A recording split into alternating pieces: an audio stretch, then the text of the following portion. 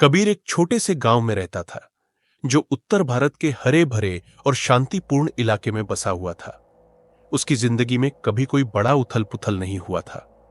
वह एक मेहनती किसान था और हर दिन सूर्योदय के साथ खेतों में काम करने निकल पड़ता। उसकी सरलता और ईमानदारी ने उसे गांव में सबका प्रिय बना दिया था। लोग उसे सच्चे दिल से चाहते थे और वह हमेशा किसी न किसी रूप में दूसरों की मदद करता रहता था। उसकी एक आदत थी, वह कभी भी किसी की पीड़ा से बेपरवाह नहीं रहता था। कबीर को अपनी जिंदगी में बहुत शांति मिलती थी। दिन की शुरुआत में खेतों में काम करते हुए उसे ऐसा लगता जैसे वह प्रकृति के एक भाग के रूप में अपनी भूमिका निभा रहा हो। उसकी आंखों में एक विशेष प्रकार की नमी थी जो शायद उसकी संवेदनशीलता और गहरे अंतर्मन से जुड़ी हुई थी। वह हमेशा दूसरों के सुख दुख में शामिल होता था और यही कारण था कि लोग उसे बहुत सम्मान देते थे। एक शाम जब वह खेतों से घर लौट रहा था, उसने रास्ते में एक महिला को देखा। वह घबराई हुई और थकी हुई लग रही थी। उसके चेहरे पर घबराहट और पीड़ा के निशान थे। उसकी आंखों में कुछ ऐसा था जो कबीर को खींच रहा था। वह महिला किसी अदृश्य शक्ति से शिकार लग रही थी और कबीर के दिल ने एक अजीब सी चेतावनी दी। कृपया मेरी मदद करो। महिला की आवाज में एक घबराहट थी। मैं दूर जंगल से भाग कर आई हूं, वे मुझे पकड़ने वाले हैं। कबीर ने उसकी स्थिति को देखकर तुरंत अपनी मदद देने का निर्णय लिया। वह महिला बेहद कमजोर और थकी हुई थी और कबीर ने उसे अपने घर तक पहुंचाने का प्रस्ताव दिया। वह उसे पानी और खाना भी देने लगा और उसकी पीड़ा में कुछ राहत देने की कोशिश की। महिला ने एक गहरी सांस ली और उसे धन्यवाद देते हुए कहा, तुमने मेरी मदद की है, अब तुम्हारा समय आ चुका है। कबीर को यह वाक्य अजीब लगा, लेकिन वह इस पर ज्यादा ध्यान नहीं दिया। रात के अंधेरे में कबीर को उस महिला का चेहरा बार बार याद आने लगा। उसकी आंखों में एक रहस्यमय चमक थी जो उसे डराती थी। कबीर ने अपनी दादी की वह पुरानी कहानी याद की जो बचपन में वह उसे सुनाया करती थी। वह कहानी एक चुड़ैल की थी जो रात के समय एक निर्दोष व्यक्ति की मदद लेकर उसे अपनी शिकार बना देती थी। चुड़ैल के बारे में दादी का कहना था कि वह कभी भी अपनी शिकार को छोड़ती नहीं थी और यदि कोई एक बार उसकी मदद कर देता तो वह उसकी जिंदगी के साथ खिलवाड़ करने लगती थी। कबीर ने उस कहानी को हमेशा एक मजाक समझा था, लेकिन अब उसे एहसास हुआ कि वह उसी अजनबी महिला के साथ एक खतरनाक खेल में उलझ चुका था। अगली सुबह कबीर ने जंगल की ओर निकलने का निर्णय लिया। उसने वहां उस महिला के बारे में जानकारी इकट्ठा करने की कोशिश की, लेकिन वह कोई निशान नहीं ढूंढ पाया। इसके बावजूद उसे उसके दिल में एक बेचैनी महसूस हो रही थी। वह जानता था कि कुछ गड़बड़ है, लेकिन वह इसे सिर्फ अपनी कल्पना समझता रहा। वह गांव के बूढ़े बाबा से मिलने गया जो हमेशा उसकी दादी के पुराने किस्से सुनाया करते थे। बाबा ने कबीर को देखा और उसे एक गंभीर चेतावनी दी, तूने उस महिला की मदद की है और अब तुझे उसकी कीमत चुकानी पड़ेगी। वह कोई साधारण महिला नहीं थी, वह एक चुड़ैल है जो हर उस व्यक्ति को मार डालती है जो उसकी मदद करता है। कबीर ने बाबा की बातों को गंभीरता से लिया, लेकिन फिर भी वह पूरी तरह यकीन नहीं कर पा रहा था। उस शाम को कबीर के मन में एक खौफ सा था। रात का अंधेरा गहरा हो चुका था और हर एक हलचल उसे डराने लगी थी। उसने देखा एक पेड़ के नीचे वही महिला खड़ी थी, लेकिन अब वह और भी भयावह लग रही थी। उसका चेहरा बदला हुआ था, उसकी आंखें जल रही थी और उसका रूप पूरी तरह से भयानक था। उसकी आवाज अब गहरी और खौफनाक थी, तुमसे जो मदद मिली थी वह तुम्हारी जान ले लेगी, अब तुम्हारा समय आ चुका है। कबीर घबराया हुआ भागने लगा, लेकिन जैसे ही वह मुड़ा उसके पैर जैसे कीचड़ में धंस गए। वह जितना कोशिश करता उतना ही वह वहां फंसता जाता। उसकी सांसें तेज हो गई और दिल की धड़कन बढ़ गई। अचानक उसकी दादी की पुरानी कहानी फिर से उसके दिमाग में गूंजने लगी। वह याद करने की कोशिश करता रहा कि उसकी दादी ने उस ताबीज के बारे में क्या कहा था। वह ताबीज तुम्हारी जान बचा सकता है, दादी की आवाज उसके कानों में गूंजने लगी। कबीर को अब विश्वास हो चुका था कि यह कहानी केवल एक कल्पना नहीं थी, बल्कि यह उसकी जिंदगी से जुड़ी एक सच्चाई थी। दादी ने उसे बताया था कि एक पुराना मंदिर जो जंगल के गहरे हिस्से में स्थित था, वह ताबीज का घर था। उस ताबीज की शक्ति इतनी प्रचंड थी कि वह चुड़ैल को परास्त कर सकती थी। अब कबीर का सामना सिर्फ उस चुड़ैल से नहीं, बल्कि अपने डर और अतीत से भी था। वह जानता था कि उसे उस ताबीज तक पहुंचने के लिए अपनी सारी हिम्मत और साहस जुटाना होगा। लेकिन क्या वह उस ताबीज तक पहुंच सकेगा, या यह उसकी आखिरी यात्रा होगी? कबीर ने अगले दिन सुबह सुबह जंगल की ओर कदम बढ़ाए। उसका मन खौफ से भरा हुआ था, लेकिन वह जानता था कि उसे ताबीज तक पहुंचने के लिए यह रास्ता तय करना ही होगा। गांव की सीमा को छोड़ते ही जंगल का घना अंधेरा उसे और भी घेरने लगा।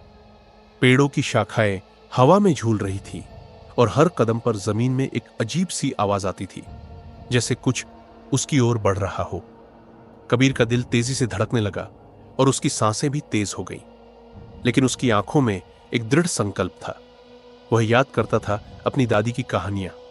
वह बताती थी कि जंगल में हर जगह अंधकार और भूत प्रेत होते हैं, लेकिन उस ताबीज के पास पहुंचने के लिए इन सब का सामना करना जरूरी था। ताबीज को प्राप्त करने के लिए कबीर को अपनी पूरी इच्छा शक्ति और साहस का प्रयोग करना होगा। जैसे जैसे वह गहरे जंगल में बढ़ता गया, हवा में एक अजीब सी खामोशी छाई हुई थी और एक चुप्पी सी आवाज उसके कानों में गूंज रही थी। तुम कहां जा रहे हो? अचानक एक कटीली आवाज ने उसे चौंका दिया। कबीर ने देखा कि एक घना कोहरा सामने बढ़ रहा था।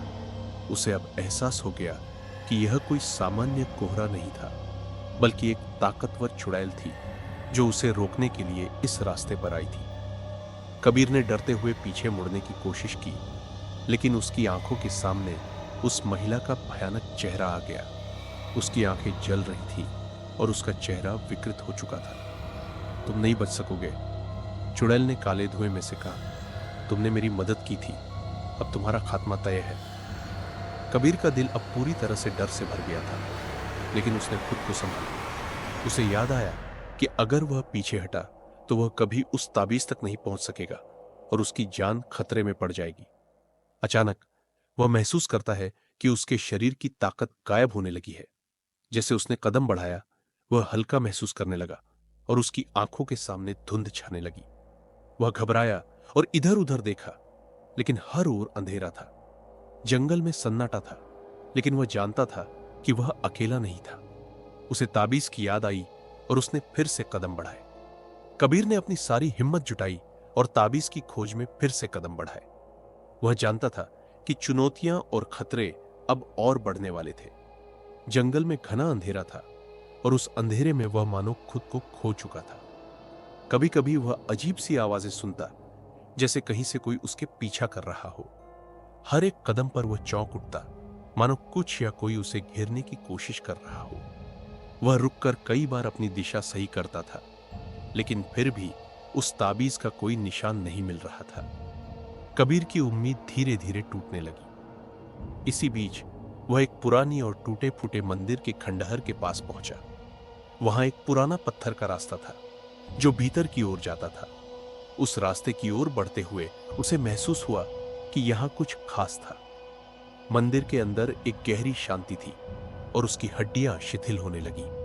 वह जानता था कि यह जगह कोई सामान्य मंदिर नहीं थी, बल्कि यही वह जगह थी जहां ताबीज छुपा हुआ था। जैसे ही वह मंदिर के भीतर गया, उसे एक अजीब सी हलचल महसूस हुई। एक कोने से एक बूढ़ा साधु बाहर आया। उसकी आंखों में एक डरावनी चमक थी और उसका चेहरा असाधारण रूप से जंगली था। तुम यहां क्या कर रहे हो? साधु ने उससे पूछा। कबीर ने अपना इरादा बताया और साधु ने उसे चेतावनी दी। यह ताबीज तुम्हारी जान ले सकता है, इसे छेड़ना मत, वरना तुम कभी बाहर नहीं निकल पाओगे। कबीर का मन अब और भी घबराया हुआ था, लेकिन उसकी उम्मीद ने उसे आगे बढ़ने की ताकत दी। वह जानता था कि अगर वह यह ताबीज नहीं प्राप्त करेगा तो वह चुड़ैल के शिकंजे में हमेशा के लिए फंस जाएगा। साधु की चेतावनी को नजरअंदाज करते हुए कबीर ने मंदिर के भीतर की ओर कदम बढ़ाए। वहां का माहौल गहरा और रहस्यमय था। अचानक उसने एक सुनहरी रोशनी देखी जो मंदिर के अंदर एक विशेष स्थान पर बिखरी हुई थी। उसकी आंखें फैल गईं। यह वही ताबीज था जिसकी उसे तलाश थी। वह ताबीज अब तक सुरक्षित रखा गया था और उसकी चमक ने उस पुराने मंदिर की दीवारों को भी रोशन कर दिया था। लेकिन जैसे ही कबीर ने उस ताबीज को उठाया, एक घना अंधेरा ने पूरे मंदिर को घेर लिया। मंदिर की दीवारों से डरावनी आवाजें आने लगी और ताबीज की चमक अब भयावह रूप से झपकने लगी थी। कबीर ने ताबीज को हाथ में पकड़े हुए खुद को तैयार किया। तभी उसे महसूस हुआ कि चुड़ैल अब बहुत पास आ चुकी थी। उसकी जड़ी हुई हंसी उसकी कानों में गूंजने लगी। कबीर जानता था कि यह आखिरी अवसर था। या तो वह ताबीज को इस्तेमाल करेगा और अपनी जान बचाएगा, या फिर वह चुड़ैल की शिकार बन जाएगा। कबीर ने ताबीज को उठाकर अपनी आंखें बंद कर ली और एक गहरी सांस ली। जैसे ही उसने ताबीज का इस्तेमाल करना शुरू किया, एक विशाल रोशनी से मंदिर भर गया। उसकी आंखों के सामने वह चुड़ैल धीरे धीरे धुंधलाती चली गई। कबीर की जान बचने का यह अंतिम उपाय था और अब वह ताबीज की शक्ति पर निर्भर था। वह उम्मीद कर रहा था कि यह शक्ति उसे बचाएगी और वह जंगल से बाहर निकलने में सफल होगा। कबीर ने ताबीज की चमक को महसूस करते हुए धीरे धीरे अपनी आंखें खोली। वह देख रहा था कि मंदिर के चारों ओर एक शानदार प्रकाश फैल रहा था। चुड़ैल की भयानक छाया धीरे धीरे मिटने लगी, लेकिन वह पूरी तरह से सुरक्षित नहीं था। मंदिर की दीवारों से अजीब और डरावनी आवाजें आ रही थीं, जैसे कुछ उसकी ओर आ रहा हो। वह जानता था कि यह अंतिम समय था। या तो वह इस संकट से बाहर निकलने में सफल होता, या फिर चुड़ैल उसे हमेशा के लिए अपनी गिरफ्त में ले लेती। ताबीज की शक्ति ने उसके अंदर एक अदृश्य ऊर्जा का संचार किया। वह अपनी पूरी ताकत से चुड़ैल के काले धुएं और कटीली हंसी का सामना कर रहा था। अचानक एक तेज शोर गूंजा और मंदिर की जमीन में दरारें पड़ने लगी। कबीर ने घबराते हुए एक कदम पीछे हटने की कोशिश की, लेकिन ताबीज ने उसे ठान लिया था कि उसे किसी भी हाल में जीता जाएगा। यह तुम नहीं रोक सकते। चुड़ैल का स्वर और भी कर्कश हो गया। उसकी आवाज अब तेज और डरावनी हो रही थी। लेकिन कबीर ने ताबीज को पूरी ताकत से ऊपर उठाया और उसकी आंखों में एक निश्चय था। उसने अपने अंदर से आवाज उठाई, मैं डरने वाला नहीं हूं, मुझे अपना रास्ता खुद बनाना है। ताबीज की चमक अब और तेज हो गई। कबीर ने इसे अपने सामने पकड़े हुए धुंधलाती हुई छाया की ओर इशारा किया। जैसे ही उसने यह किया, मंदिर में एक विशाल विस्फोट हुआ। हवा में बिजली का एक तीव्र स्पंदन महसूस हुआ और तब वह देखता है कि चुड़ैल का रूप बिखरने लगा, जैसे वह आकाश में विलीन हो रही हो। उसकी हर एक अंगुली के साथ जैसे वह अधिक और अधिक धुंधला होती जा रही थी और धीरे धीरे उसकी मौजूदगी पूरी तरह से समाप्त होती जा रही थी। कबीर को लगा जैसे वह कुछ भारी बोझ से मुक्त हो गया हो। मंदिर के चारों ओर से अंधेरा मिटने लगा और वहां की हवा शुद्ध हो गई। लेकिन उसके भीतर एक खालीपन था और उसे एहसास हुआ कि यह सब कुछ सिर्फ एक शुरुआत थी। चुड़ैल की शक्ति तो खत्म हो गई थी, लेकिन कबीर की यात्रा अब भी अधूरी थी। कबीर ने अपनी आंखें खोलते हुए मंदिर की दीवारों को गौर से देखा। वह समझ चुका था कि चुड़ैल का रूप खत्म हो सकता था, लेकिन उसके पीछे की कहानी, उसकी आत्मा की पीड़ा और बुराई अभी भी उसे घेरे हुए थी। वह अब जानता था कि अगर उसे इस पूरी शापित यात्रा से बचना है, तो उसे अपनी पूरी जिंदगी नए तरीके से जीनी होगी। उसने ताबीज को अपनी हथेली में कसकर पकड़ लिया। यह उसकी रक्षा कर रहा था, लेकिन उसने महसूस किया कि यह ताबीज की शक्ति ही उसकी पूरी जिंदगी का केंद्र नहीं हो सकती। उसे खुद को मजबूत बनाना था, अपनी इच्छा शक्ति और आत्मविश्वास पर विश्वास करना था, वरना वह इस दुनिया में हमेशा इसी तरह के खतरों से घिरा रहेगा। कबीर ने मंदिर से बाहर कदम रखा और देखा कि चारों ओर एक गहरी धुंध छाई हुई थी। वह हवा में एक अजीब सी ठंडक महसूस कर रहा था, जैसे कुछ उसे छुपाने की कोशिश कर रहा हो। उसका दिल अब भी डर से भारी था, लेकिन वह आगे बढ़ने का संकल्प ले चुका था। उसकी जान बच गई थी, लेकिन क्या उसका जीवन अब पहले जैसा होगा? क्या वह इस आत्मा से पूरी तरह से मुक्त हो पाएगा? उसके मन में ये सवाल लगातार घूम रहे थे, लेकिन वह जानता था कि इन सवालों का जवाब केवल समय ही दे सकता था। उस अजीब यात्रा और चुड़ैल के साथ जो हुआ, उसे याद करते हुए उसने फैसला किया कि वह घर लौटेगा। लेकिन अब वह उस घर में सुरक्षित महसूस नहीं करेगा। उसे अब भी अपने आसपास छिपी खतरों का डर था। जब कबीर घर लौटा तो उसे महसूस हुआ कि गांव में सब कुछ पहले जैसा था। लोग अपने काम में व्यस्त थे और गांव की शांति में कोई भी बदलाव नहीं था। लेकिन कबीर के अंदर गहरे बदलाव हो चुके थे। उसका मन अब पहले जैसा नहीं था। उसे लग रहा था कि जो कुछ भी उसने अनुभव किया है वह सिर्फ एक शुरुआत थी। उसने दादी की कहानियां फिर से याद की। उसने महसूस किया कि हर कहानी का एक गहरा मतलब था और आज उसे वो सभी कहानियां समझ आ रही थी। वह जानता था कि चुड़ैल की आत्मा भले ही अभी समाप्त हो गई हो, फिर भी कभी भी वापस आ सकती थी। ताबीज उसे कुछ समय के लिए सुरक्षित रख सकता था, लेकिन असली शक्ति उसकी आत्मविश्वास में थी, उसकी हिम्मत में थी। कबीर अब जानता था कि उसे इस दुनिया के बाकी खतरों का भी सामना करना पड़ेगा। चुड़ैल के खात्मे के बाद भी वह अन्य असाधारण शक्तियों का शिकार हो सकता था। उसकी जंग खत्म नहीं हुई थी, लेकिन उसके अंदर अब एक नई उम्मीद और साहस था। वह जानता था कि वह चाहे किसी भी संकट का सामना करे, वह अकेला नहीं था। उसकी यात्रा में अब और भी गहरे सवाल थे और उसे पता था कि जिन रास्तों पर वह चलने वाला था वे सभी अनजान थे।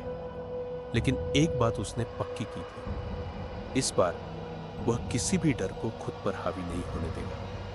अब कबीर अपनी जिंदगी को नए तरीके से देखता था और वह जानता था कि कोई भी अंधेरा उसे डराने वाला नहीं था। उसकी यात्रा अभी खत्म नहीं हुई थी।